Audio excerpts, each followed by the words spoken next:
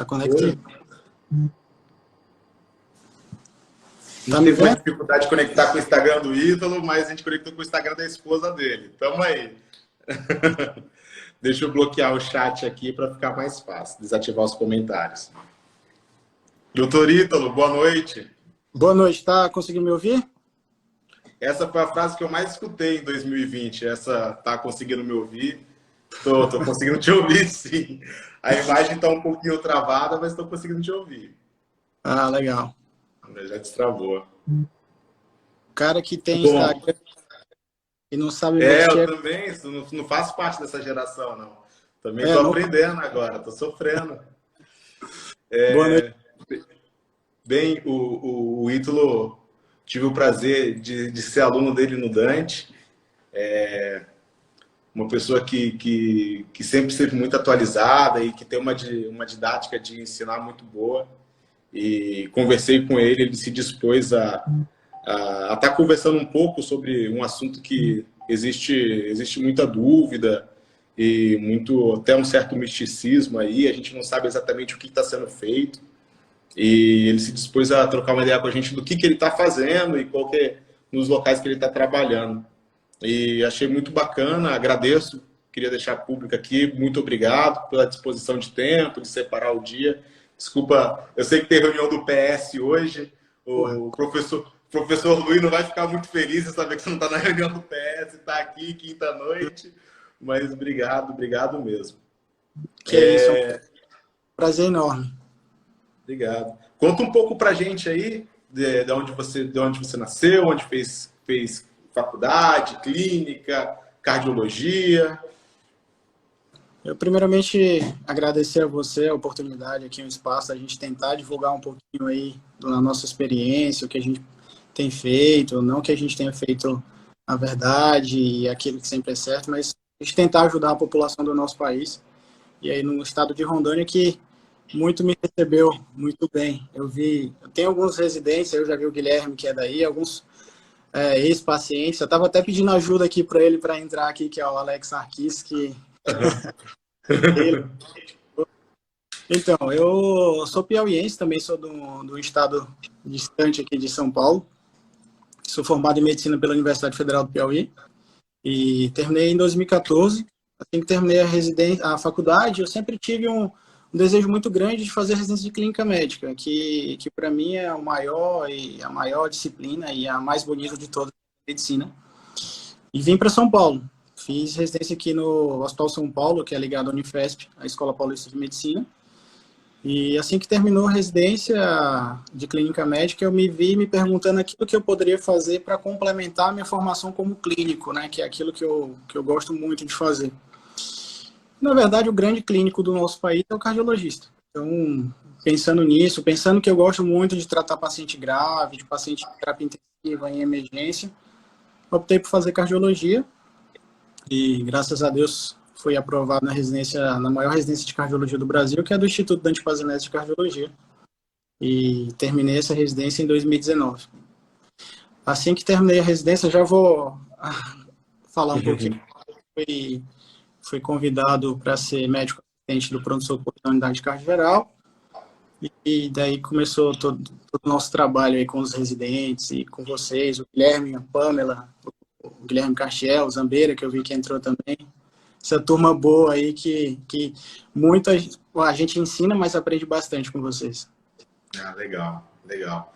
Bem, quando eu estava pensando em que tema abordar, assim, eu acho que dentro de cardiologia e Covid tem muito tema interessante para a gente falar, né? Mas talvez como uma primeira conversa ia ser um tema muito técnico, se a gente falasse de epidemiologia, de virologia, de manifestações cardíacas, né? No Dante a gente teve alguma experiência até de transplante de paciente pós-miocardite por Covid, né? Ou quanto indicação de ECMO, mas eu acho que a gente tem dúvida bem mais elementar no tratamento, assim, né? Que eu acho que seria muito interessante a gente conversar sobre a sua experiência e o que você faz no manejo desse paciente adulto, né? Antes da hospitalização, quando decidir hospitalizar, se existe um consenso, não um consenso, mas se existe pelo menos boa parte da academia científica desacreditando o tratamento precoce, mas o acompanhamento, acho que em nenhum momento ele foi criticado, né? Eu acho que, pelo contrário,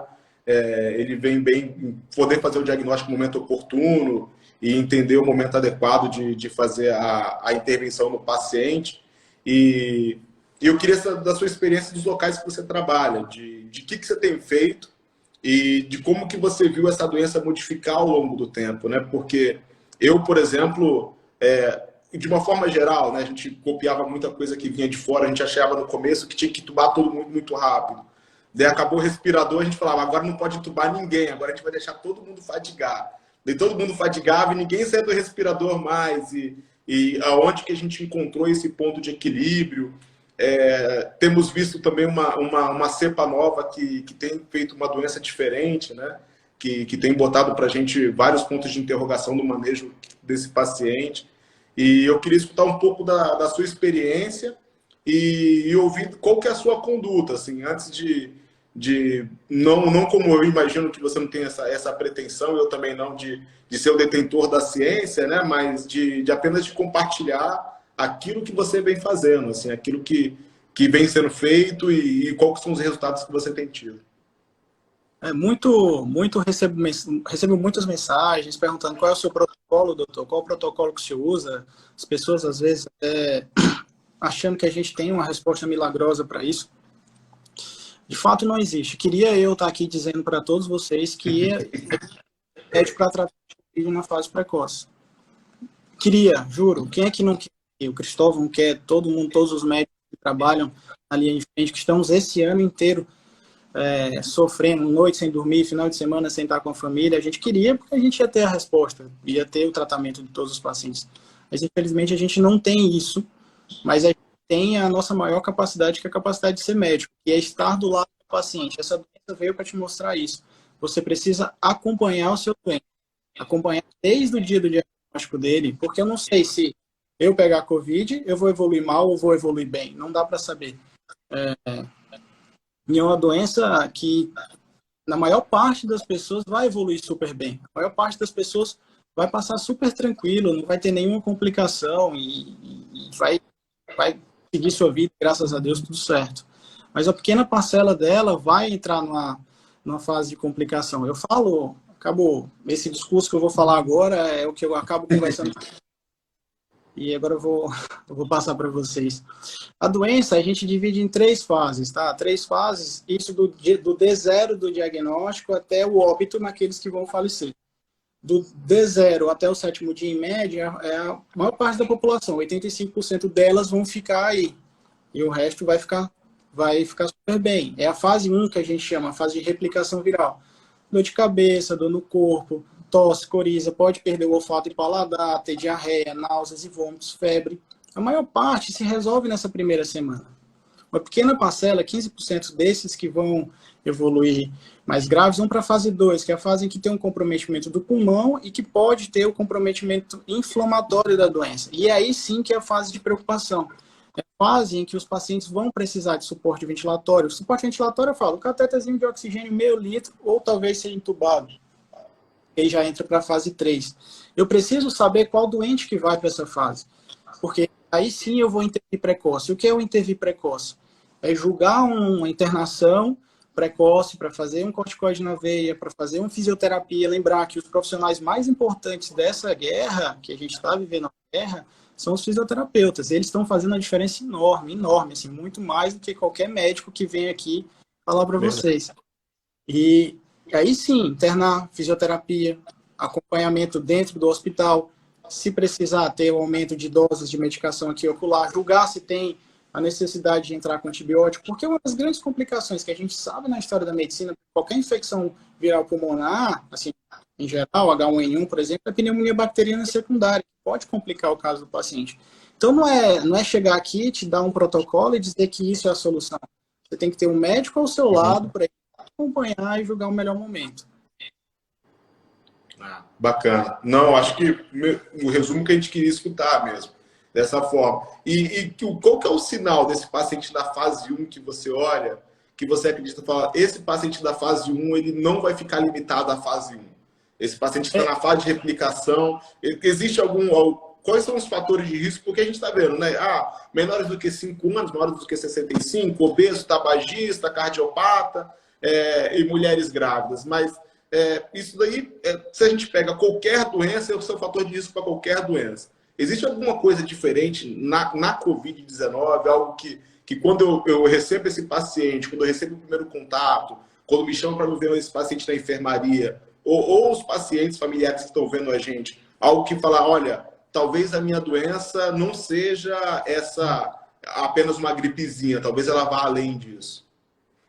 Primeira coisa, fator de risco, né? Isso que você falou, hipertensão, diabetes, e um grande fator que a gente vê muito jovem falecendo é a obesidade. E obesidade, eu não digo aquele paciente que é obeso mórbido, não. Um paciente que já tem uma obesidade grau 1, sobrepeso, a gente está vendo um prognóstico um pouco mais reservado, e principalmente dos pacientes jovens, porque a gente fala da pandemia de Covid-19, mas não pode esquecer da pandemia de obesidade, que está aí andando lado a lado na complicação desses pacientes dentro dessa doença. Sinal de alarme, que é o teu segundo questionamento. O que eu vou explicar para o meu paciente, o que eu vou analisar no meu paciente que ele pode complicar? Febre, primeiro, segundo, terceiro dia, ok. Voltou a fazer febre no quinto, sétimo, 10º dia, febre que não abaixa com nenhum antitérmico. Não esperem ter falta de ar. A falta de ar, ela é uma falta um pouco mais avançada. A gente aprendeu, nós médicos, uma nova entidade que a gente chama de hipoxemia. E nova não, que algumas outras doenças já se manifestavam assim, mas mais presente agora no nosso dia a dia, que é a hipoxemia feliz. O paciente, ele dessatura. Hipoxemia, gente, para quem não é médico, é queda na oxigenação de sangue, para deixar um pouco mais claro. Ele tem uma queda na saturação e não tem desconforto respiratório, não tem cansaço. Aí quando ele chega nesse limite, ele já chega extremamente grave. Então eu não tenho que esperar a falta de ar para indicar uma possível internação ou intervenção precoce nesse paciente. Eu preciso acompanhar. Voltou a fazer febre, está com dipirona, está com Tilenol, não está baixando a temperatura, opa, alguma coisa está errada, esse paciente está muito inflamado. A saturação normal aí é ficar acima de 94, começa a ficar 93, 92, 93, 92, tem que ficar alerta. Isso é importantíssimo a gente divulgar para as pessoas, porque não vejo isso. Comenta de remédios milagrosos aí, do mais barato ao mais caro, mas não comenta aquilo que é mais importante para a população ter ideia. Entendo. Eu acredito que isso que você comentou vai ser, na verdade, assim, nos livros de medicina no futuro, uma definição aí de incompatibilidade clínico-laboratorial vai ser a COVID, assim.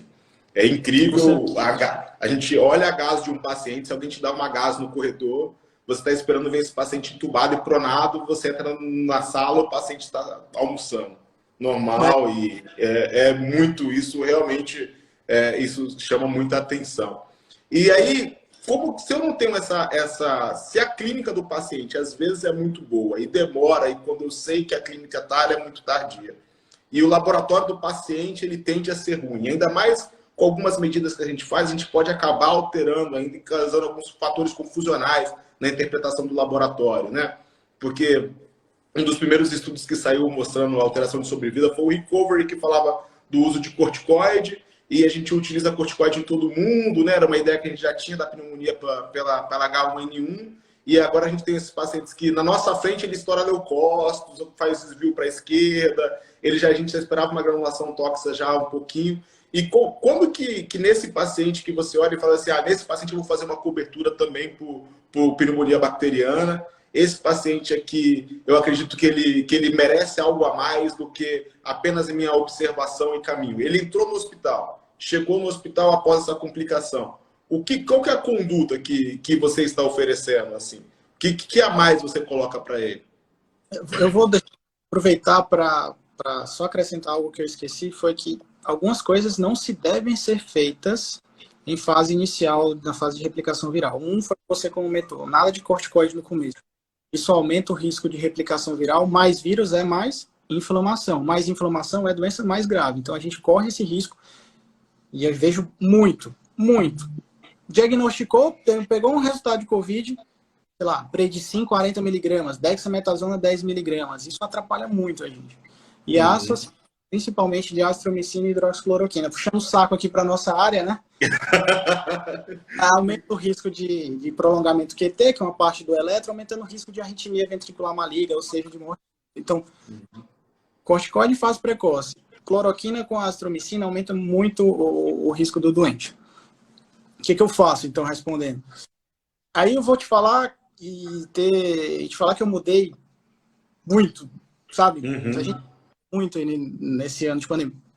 Protocolo da instituição particular que eu trabalho, paciente que entra, ele teria no começo que entrar com corticoide, com antibiótico, Rocefin, ácido, por exemplo, ou levofloxacin mais corticoterapia. E a gente tem aprendido e tem visto aumento do risco de bactérias multiresistentes para o uso indiscriminado de antibiótico. Então, cada vez menos eu tenho usado antibiótico nos doentes internados.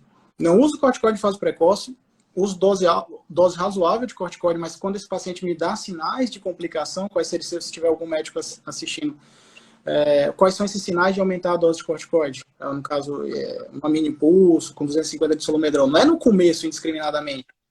O paciente aumenta o PCR abruptamente, começa a cair a saturação abaixo de 90, 91, e a necessidade de maior de oxigênio. Catéter nasal de alto fluxo, está com catéter 5 litros, passa para bag, isso é sinal de que ele está inflamando mais. Junto com o PCR elevado, isso é uma dica que me dá para aumentar a dose de corticoide. Essa semana foi a primeira, assim, foi uma alegria que a gente internou o doente numa terça-feira, deu alta, na outra terça, uma semana de internação, um paciente que chegou com saturação de 87%, temperatura de 39 graus, estertorando, assim, alteração na ausculta, nenhuma gota de antibiótico, Cristóvão. Então, assim, a gente tá aqui a febre que o PCR elevado é da Covid, mas tem que, mais uma vez, discernimento de saber que aquilo é só vírus ou aquilo pode ser bacteriano. Então, é o doente. A nossa profilaxia para TEV com a enoxaparina é uma das coisas que a ortopedia favoreceu para a gente. A gente desce o pau na ortopedia, né? Fala que eles não são, mas assim, a gente tem uma profilaxia de um estudo pequeno que a gente não sabe exatamente como que essa dose é. A realidade do Brasil é que a gente acaba utilizando muito enoxaparina como profilaxia ou como anticoagulante sem o fator 10A. A gente utiliza algumas doses de uma forma bem empírica. E se levantou algumas discussões, e essa discussão até que se começou no Brasil, sobre a dose da enoxaparina não ser a dose habitual que a gente utilizava, que a gente deveria utilizar doses maiores de enoxa, de utilizar o dedímero e aí como um critério para anticoagular pleno ou não anticoagular pleno o paciente.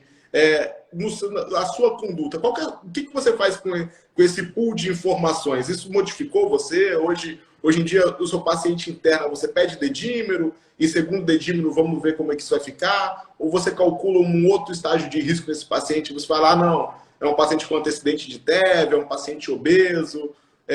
Qual que é a sua consideração na hora de você prescrever o anticoagulante para esse paciente? A anticoagulação é um questionamento feito praticamente todos os pacientes, porque é algo que está muito divulgado. Enfim, eu mudei da água para o vinho. Internava, para mim, o Clexane só para, acho que tem muita gente que não é médico, Clexane e a enoxaparina é um tipo de anticoagulante que é aquele que vocês também conhecido como Versa, que aplica debaixo da barriga, sabe, no tecido subcutâneo. Começava fazendo anticoagulação intermediária. E o que hoje eu faço anticoagulação profilática, 40 mg subcutâneo. Se o dedímero tiver, a gente atribuiu um valor arbitrário, 2,5 acima, a gente não anticoagula pleno, a gente investiga eventos tromboembólicos. Dupla de membros inferiores, dupla de membros superiores e embolia pulmonar. A não ser que ele também apresente alguma outra queixa, sei lá, você falou de forte intensidade, pensar em alguma trombose central, enfim, algumas outras coisas que o paciente vai dar dica pra gente. É basicamente isso que eu fiz. Eu dava alta com anticoagulante e acabei hoje, se não tiver dedímero estourado, nem evidência, eu estou segurando porque a gente vê muito sangramento. E eu estou falando, não é o Ítalo que está falando. Tiveram 3 trabalhos que foram parados aqui mundialmente por efeito negativo, pelo aumento do risco de sangramento e sem o benefício. Isso em pacientes de terapia intensiva. O cara que está na UTI, ele já não tem o benefício de tratamento de anticoagulação plena, a não ser que ele tenha evidência de algum evento tromboembólico. se discute nesses mesmos trabalhos os pacientes que estão em enfermaria, se valeria a pena ou não, mas não foi feito para isso o trabalho. A dúvida ainda existe, eu acho que é julgar mais uma vez a situação. Quando saiu o trabalho foi uma discussão mesmo, né? Porque não saiu número necessário de tratamento, número necessário de dano, a gente não tinha nem NNH, tínhamos um racional biológico e a medicina veio mostrar para a gente muitas vezes que o racional biológico vem de contra uma realidade que não significa, aquele racional biológico não acaba não completando. Algumas outras coisas a gente tem visto como terapia, né? Nos Estados Unidos, o Remdesivir saiu como um antinucleosídeo para inibir a replicação viral, né? Tem sido utilizado em pacientes de UTI. E no Brasil, a gente não tem acesso a ele, mas nós temos acesso ao inibidor de antileucina 6, que não tem um grande estudo mostrando isso. A gente tem algumas evidências pequenas, mas que dentro dessa condição onde que não existe um tratamento, muitas vezes a família acaba se apegando a essa verdade, onde que eu vou oferecer algo a mais, o que eu posso fazer a mais, e utiliza o tocilizumab, que é um medicamento não livre de efeitos colaterais, mas que não tem se visto o uso dele com tantos efeitos adversos, assim, quando utilizado dentro dos critérios. É uma realidade em São Paulo, dos locais que você trabalha, utilizar o tocilizumab naqueles pacientes pré-tubo, aquele paciente que estava no catéter de alto fluxo, na máscara inalante, e que não tem um processo de infecção, esse paciente. Quando se encontra um paciente que preenche critério, dos pacientes que você está vendo utilizar a sua instituição, quantos por cento você poderia dizer que está utilizando, assim? Cristóvão, te dar essa resposta, precisamente quantos por cento, não consigo. Nunca usei. Vou falar da minha experiência, não posso falar dos outros. Tem colegas usando, tem colegas dizendo que é maravilhoso, tem colegas dizendo que não é isso. Não posso responder. Eu não uso, primeiro porque o trabalho ainda nem saiu, né? O trabalho que mostrou benefício é um preprint. Então a gente precisa ver o trabalho, precisa analisar e entender se de fato é tudo isso. Eu uso, o que eu acabei mudando agora mais uma vez foi a dose alta de corticoide. Mas voltando ao tocilizumab. Tocilizumab é uma medicação, mais uma vez, cara, não é para a realidade do nosso país e ela tem muito efeito adverso, principalmente efeito adverso com infecções secundárias, risco de infecção fúngica, de meningite fúngica. Então isso a gente vai... Será se a gente vai usar uma medicação que vai ter um benefício talvez pequeno, não sei, aumentando o risco do paciente de infecção secundária? Não dá para falar. Mais uma vez, eu não acredito em bala de prata. A gente tem muita coisa para fazer antes disso. Fisioterapia bem feita, uma dose adequada de corticoide, saber intervir na hora certa com o doente antes de te dar um remédio milagroso. É isso aqui que vai... Tem que ter muito cuidado na hora de fazer esse tipo de comentário, esse tipo de conduta. Eu às vezes sou um pouco agressivo, mas eu tenho muito receio em medicações. Porque em medicina você sabe, né? Às vezes a gente acaba atrapalhando mais do que ajudando o doente. Assim, daí puxando um pouco para nossa sardinha também, na nossa área, tem algumas coisas na medicina... Só um detalhe em relação ao tocilizumab, que é uma medicação usada na reumatologia para diversas outras doenças. Ele é estabelecido para isso. Está acontecendo a mesma coisa que aconteceu com a cloroquina um ano atrás. Quem de fato precisa, não está tendo. Está acabando os estoques. Não sabe nem se a medicação funciona para a Covid, deixando quem está desassistido, quem necessita de fato desassistido. Só que a gente muito bem observado, né? Repensarmos um pouco a nossa conduta. Não estou dizendo que não funciona, pelo amor de Deus, não estou dizendo que não funciona, não é isso. Mas que a gente precisa ter pensamento crítico nesse momento. Verdade. Mas desculpa, te interromper. Não, ótimo mesmo. A Roche até a Roche, a fabricante dele, liberou uma nota explicando da falta do medicamento e exatamente dessa falta de comprovação clínica. Eu falo assim, porque na cardiologia tem algumas coisas que a gente sabe que são superiores a outra, mas a gente ignora ao longo do tempo, assim, e fica, né? Por exemplo, a gente ainda o paciente é hipertenso, por muitas vezes a gente começa medicamentos que, talvez por posologia ou por uma comodidade nossa de prescrever mesmo, a gente pode prescrever um e não prescreve um outro onde que a gente sabe que ele é superior, né? Ou dentro desse mesmo conflito, assim, entendendo que não existe um benefício, mas que também o malefício também não está muito bem explicado, ou se o benefício é discutível, de algumas medicações como zinco, vitamina D, e que agora a gente acaba sofrendo também dentro dentro do tratamento, de uma forma geral, uma influência externa, uma pressão popular que a gente não sofria antes, né? As pessoas, elas não perguntavam para a gente qual que é a efetividade da vacina da BCG, né? Assim, ninguém nunca perguntou isso para mim, e agora a gente sofre um pouco disso. Eu queria entender do seu comportamento mesmo. Você tem dificuldade disso com seus pacientes, onde você trabalha? Ou eles já chegam em você quando eles acreditam que, não, vim até aqui, eu estou procurando um profissional diferenciado e não estou procurando zinco e vitamina D, ou ainda tem um pouco disso? E quando isso tem, você se sente em um conflito de não prescrever e não prescrevo? Ou como que você chega nesse consenso? Toda semana, cara. Toda semana. Toda hora. Assim, a gente tem que ser muito coerente no que a gente faz. Eu não prescrevo. Eu não prescrevo. Se o paciente já chegou tomando ivermectina, ok, eu não vou prescrever. Eu não vou te prescrever isso. Meu sogro, Covid, tomou ivermectina. Não quis parar também, não vou tirar da boca dele.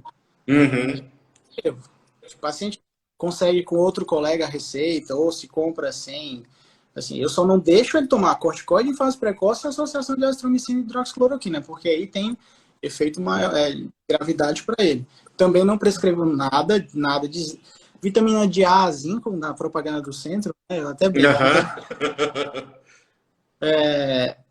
O que mais? Colchicina também, apesar do trabalho ter sido benefício pequeno, também não prescrevo. A azitromicina não vale a pena prescrever, é um antibiótico, aumenta o risco de seleção bacteriana, não vale a pena prescrever.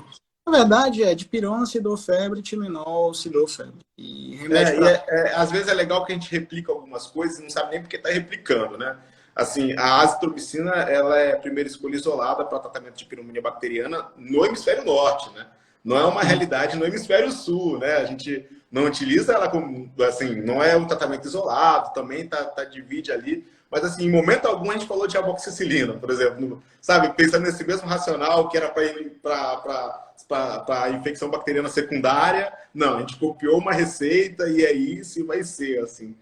Mas, assim, eu acho que eu até me sinto um pouco com medo, às vezes, de falar, porque a gente não quer ofender. Eu entendo que as pessoas pensam e acreditam em coisas diferentes, né?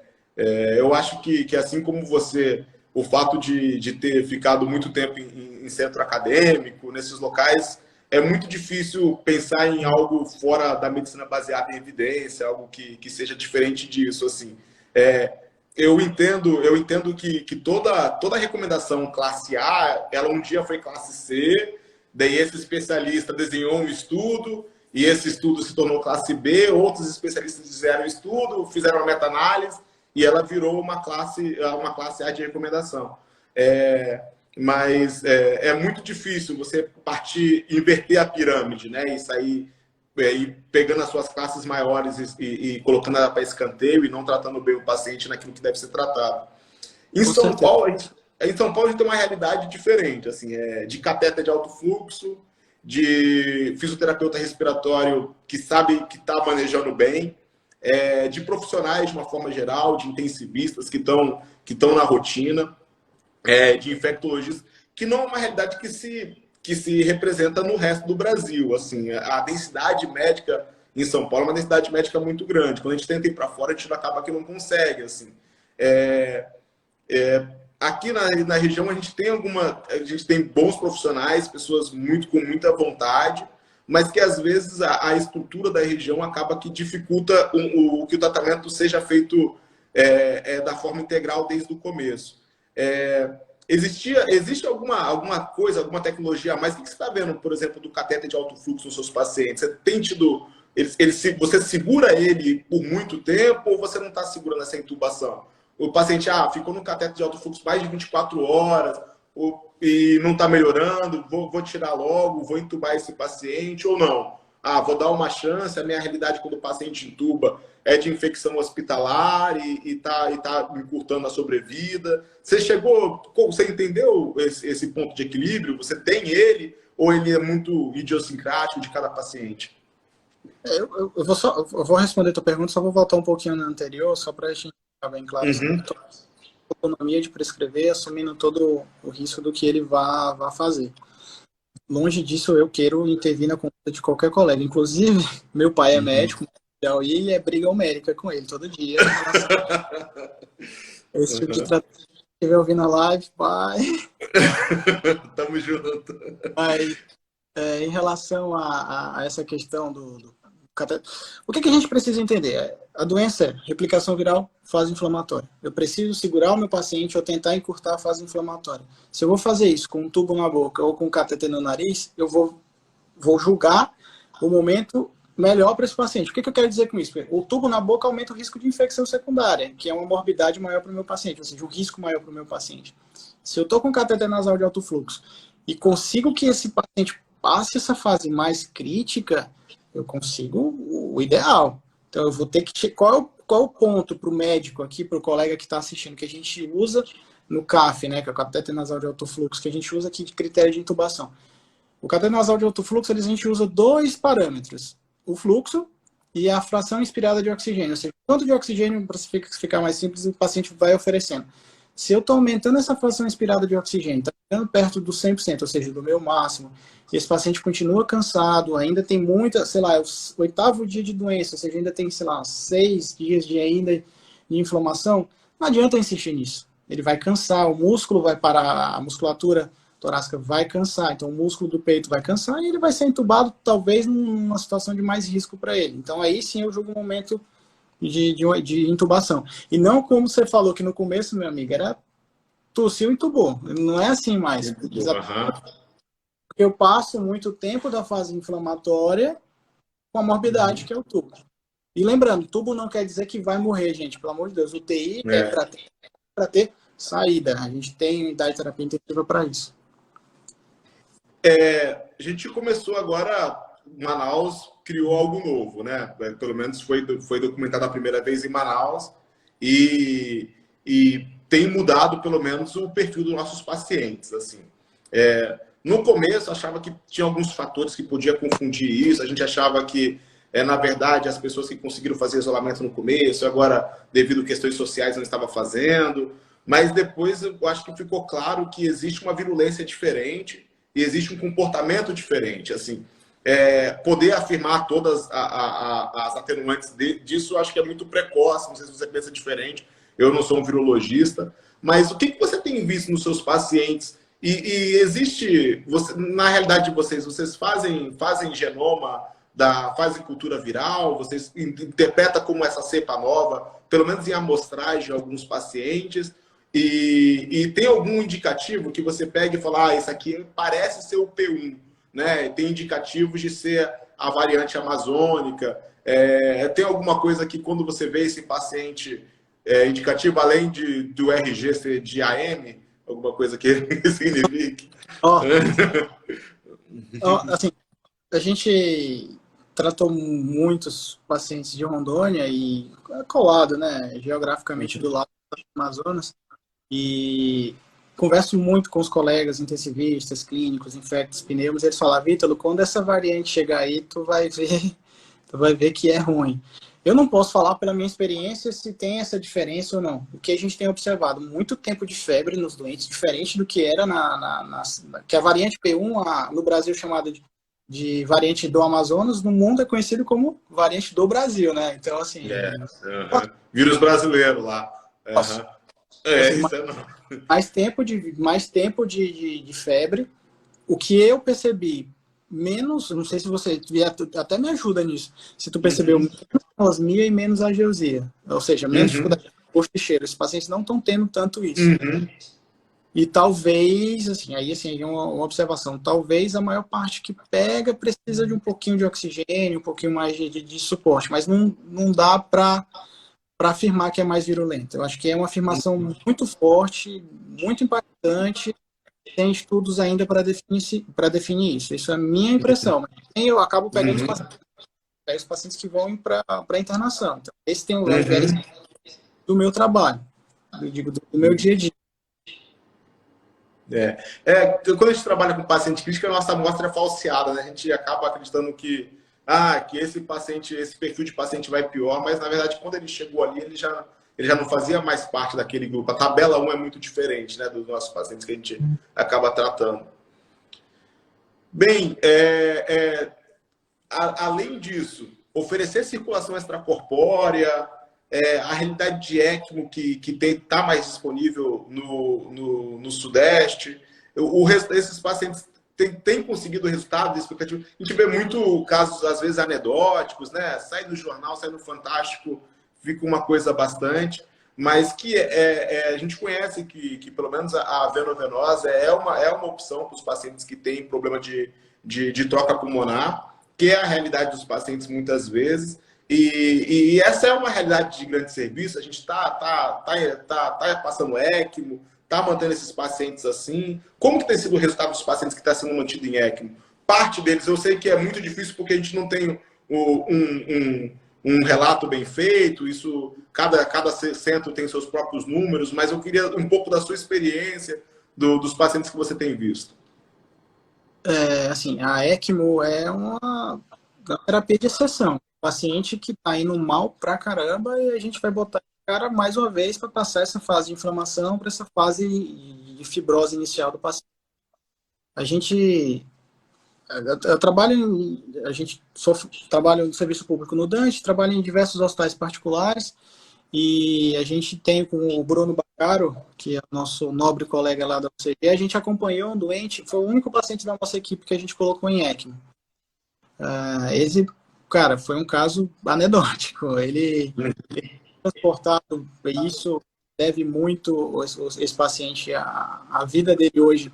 A equipe da Alget, a equipe da doutora Júnia, que trouxeram ele de Cuiabá, saturando 83% dentro do voo com FI de 100%. No serviço lá aqui em São Paulo, já com um pouco mais de período para indicação de ECMO, mas era um cara jovem que não tinha nenhum problema de rim, não tinha nenhum problema de pressão, então a gente canulou ele em ECMO, ficou quase 4 semanas canulado e hoje está com a filha dele lá em Cuiabá, no Mato Grosso. Foi lindo, foi maravilhoso, foi o caso mais grave assim, que a gente teve, foi recente. Só que é realidade de grande centro. O cara sangrava, porque ECMO você tem que deixar de coagulação. Teve diversos sangrantes por diversos sítios. Se eu não tiver uma equipe de ECMO bem preparada, anular vai morrer. Então não adianta que anular para dizer, olha, eu vou salvar o seu familiar com a ECMO. Tem que ter experiência. Não tem como. Se não tiver experiência, não vai dar certo. E vacinou? Tomou vacina? Não tive Covid. Já para se perguntarem. Não teve Covid? Meu grupo eu também tomei a segunda dose. No meu grupo, eu sem dúvida sou a pessoa mais limpa do meu grupo também. Meu grupo nós éramos 6, né? Dos 6 do meu grupo, eu sou o único que não tive Covid também. Juliana, Ruíza, Patrick, Guilherme, William, todos eles não sabiam utilizar a EPI da forma correta. Ficou claro que eu era a pessoa mais organizada. Se tinha alguma dúvida que era o mais organizado do grupo B, eu acho que isso ficou claro ao final da pandemia. Ou eles usavam de forma correta e a gente foi exposto de gotinha em gotinha, né? Verdade. Ou eles trabalhavam mais do que eu também, mas esse fator confundidor eu vou eliminado da minha interpretação. Exato. Isso. Eu não sei se existe alguma coisa a mais, alguma pergunta que eu deixei de fazer, que você considere importante. Alguma coisa mais que a gente possa estar acrescentando? É difícil a gente falar tudo agora, mas não sei. Alguma pergunta também, estou à disposição. Legal. Eu vou abrir aqui os comentários. Deixa eu ativar outra vez. Vamos ver se não vai travar. Aqui. Só que eu ainda estou sofrendo aqui com o meu celular, porque eu não entendi ainda por que não deu certo, cara. Eu também não. Eu acho que a pecinha entre o celular e a cadeira, né, cara? Que tá meio talvez essa pecinha tenha alguma dificuldade. Eu não sei se o chat está aberto de novo, se alguém tem alguma dúvida, alguma pergunta, algum comentário. Eu acho que esse o começo dessa tentativa que eu estou da gente conversar. Vai me desculpar, eu realmente é a minha primeira experiência com live, se eu conduzir de uma maneira confusa. Espero melhorar aí durante, se a gente tem outras experiências dessa. É um tema longo e a gente gostaria muito de poder falar sobre cardiologia. Acho que a gente tem temas grandes, tem muitas coisas dentro da cardiologia, mas talvez nesse momento a gente acaba falando um pouco mais dessa grande doença, dessa coisa que está mudando, marcando a história, né? Vamos entrar para os livros, esse ano vai ser muito bem lembrado, talvez como foi 18 a pandemia, a gripe espanhola, a realidade que nós estamos tendo agora sobre a Covid. A doutora Falzani perguntou se existe algum comentário sobre o Anita Zotsanida. O trabalho que foi feito pelo Ministério da Saúde, né, um trabalho bem legal, mostrou uma redução da replicação viral, né, da carga viral. Mas isso, redução de carga viral não quer dizer que tem redução de significado clínico. Então, a Covid ainda não dá para afirmar que tem benefício. Obrigado pelos comentários. Teve um colega que perguntou em relação a paciente que está aumentando o PCR, eu acho que foi isso, né? E não tem hipoxemia. Dependendo da fase que o paciente tiver, principalmente depois do sétimo, talvez julgar um corticoide via oral é algo interessante. Tem algum de preleção sua? Eu não gosto. Eu gosto de predicin, mas eu gosto de predicin, mas sou eu. Pode usar qualquer um. Entendi. Não. É porque a gente tem um pouco daquilo de falar, não, mas o estudo não foi esse medicamento testado, né? Não é de classe, é de medicamento, mas eu entendo que os glicocorticoides realmente é difícil você colocar como não benefício de classe, né? Assim. A gente, como cardiologista, tem medicina baseada em evidência. Eu acho que o recovery foi com a dexametasona, mas eu acho que ele foi o pontapé inicial para a gente entender que o corticoide é uma excelente droga na fase inflamatória. E aí, se você vai... Eu não uso dexa, eu uso metilprednisolona. Os pneumologistas adoram, então é melhor penetração no tecido pulmonar, tem um efeito inflamatório depois um pouco mais prolongado, eu consigo titular a dose melhor. Na hora de fazer a correspondência para predicina, prednisolona via oral, fica mais ou menos 1:1, então é mais fácil para o meu trabalho, mas você vai usar a dexa, a hidrocortisona, porque assim, a gente está numa guerra, vai faltar remédio. Sim. O que você tiver, o importante é o corticoide. O colega falou, no trabalho foi dexa, foi ótimo, mas a ideia é o corticoide. Ótimo. E é te parabenizar, cara. Bom retorno. É muito feliz a gente ver os nossos pupilos. Vocês foram a primeira turma que a gente passou, né? Eu terminei a residência no dia 29 de fevereiro, né? E no dia 1º de março eu já era assistente, então assim, foi uma pancada para um cara novo, assim, uma responsabilidade grande. E é muito bom ver a evolução de vocês do primeiro dia até o final. E de Paraná ganhou um excelente, não só cardiologista clínico aí, que vai ajudar bastante esse país, esse estado de Rondônia. Obrigado pelas palavras, agradeço. Sou muito grato à instituição e às pessoas que estavam lá. Eu sou o multiplicador da palavra do Dante, aonde eu vou hoje, assim. Eu bebi de uma água diferente. No último dia, eu acho que eu estive com o pessoal do PS, eu fui conversar e falar disso, de poder conversar e entender o que a medicina faz. Mas como a Falzani lembrou, eu também bebi a água do Rio Machado, e quem bebe água do Rio Machado fica aqui, é difícil, então eu vim para cá, vim de mudança. E agora seguir aqui. Agradeço muito pelo apoio, disponibilidade de tempo, separar seu dia no meio de uma reunião que eu sei que você estava. Obrigado mesmo. Nas dúvidas que forem surgindo, vou contar com a sua experiência, a gente vai estar conversando. E uma ótima noite, obrigado outra vez. Desculpa, eu tive tive que convidar aí pelo Instagram da sua esposa aí. Né? Ainda bem que ela estava aí. Eu acho que ela deve ter bloqueado sua câmera aí, alguma coisa. Eu também acho, ela tá sorrindo. Depois você pesquisa isso melhor aí. Eu queria mandar um abraço também para os meus pacientes que eu vi, a Leila, a Bianca, o Alex, que participaram aí da live também. Legal, legal. Muito bom. Um abraço. Um abraço. Posição, viu?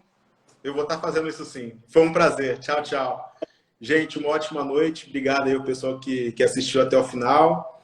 E um bom restinho de quinta-feira aí. E bom descanso para todo mundo. Foi um prazer.